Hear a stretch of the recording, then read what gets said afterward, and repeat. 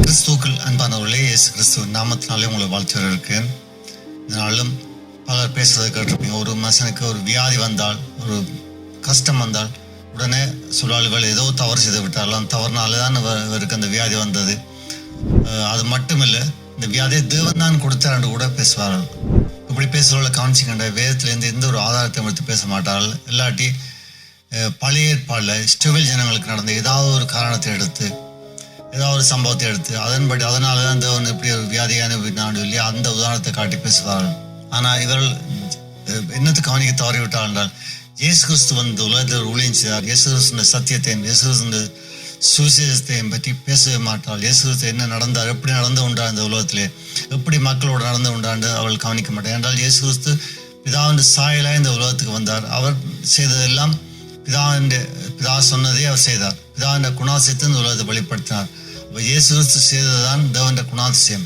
அப்படின்னா அதை வைத்து தான் நாங்கள் தேவனை பற்றி அறிந்து கொள்ளணும். தேவன் வியாதியை கொடுப்பாரா, மனுஷனுக்கு வியாதியை அனுமதிப்பாரான்னு சொல்லி நாங்கள் வேதம் என்ன சொல்கிறோன்னு சொல்லி நாங்கள் ஒரு சில வார்த்தையை உங்களோட பகிர்ந்து கொள்ள விரும்புகிறேன். வாருங்கள். யோவான் 10:10 வாய்ச்சோம்டா, திருடன் கொல்லவும் அழிக்கவும் வருகிறான், வேறொன்றுக்கும் வரான், நானும் அவைகளுக்கு ஜீவன் உண்டாயிருக்கவும் அது பரிபூர்ணப்படவும் வந்தேன்னு சொன்னார். அவை திருடன்ற யாரு? பிசாசு, சாத்தான், இந்த உலகத்தின் பொல்லாத காரியங்கள்.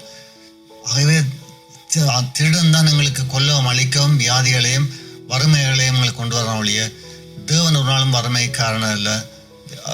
வசனம் என்ன சொல்வது? நானும் அவைகளுக்கு ஜீவன் உண்டாயிருக்கவும் அது பரிபூர்ணப்படவும் வந்தேன்னு சொன்னார். அப்போ இயேசு கிறிஸ்துவின் போதனை என்ன?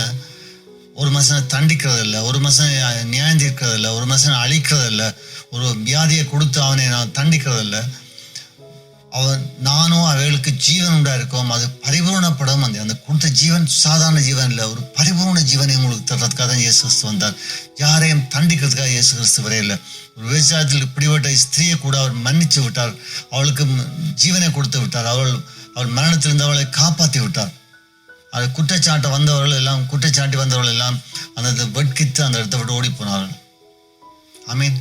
அது கிறிஸ்துவின் ஊழியம் வந்து மன்னிக்கிற ஊழியம், ஜீவனை கொடுக்கிற ஊழியம். நாங்கள் இயேசு கிறிஸ்துவை நாங்கள் முழுமையாக ஏற்றுக்கொள்வோம். இயேசு கிறிஸ்துவின் நற்செய்தியை நாங்கள் முழுமையாக ஏற்றுக்கொள்வோம். ஆமீன்.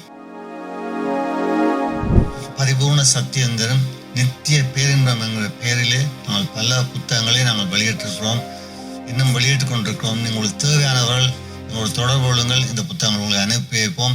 இதை கற்றுக்கொண்டு நீங்கள் கிறிஸ்துவுக்கு வளரலாம். அது மட்டுமல்ல, மற்றவர்களுக்கு இந்த சத்தியத்தை நீங்கள் சொல்லிக் கொடுக்க முடியும். இலகுவாக நீங்கள் கற்றுக்கொள்ளக்கூடிய மாதிரி ஒவ்வொரு புத்தகத்தில் 30 சத்தியங்கள், தனித்தனி சத்தியங்களாக அடங்கி இருக்குது. நீங்கள் வசனங்களோடு ப்ரேயரோடு முடிவிலே அதுக்குரிய ஜெபங்கள் இருக்கிறது. நீங்கள் ஜெபம் செய்யலாம். விசுவாச அறைகள் எல்லாம் இதில் இருக்குது. நீங்கள் உங்களுடைய நல்ல கிறிஸ்தவ வாழ்க்கையிலே ஒரு வெற்றி வாழ்க்கை வாழ்க்கை விசுவாச அறைகள் எல்லாம் இணைக்கப்பட்டிருக்கிறது. அதை நீங்கள் கற்றுக்கொண்டு நீங்கள் கிறிஸ்துவுக்குள் ஒரு வெற்றி உள்ள வாழ்க்கை வாழலாம்.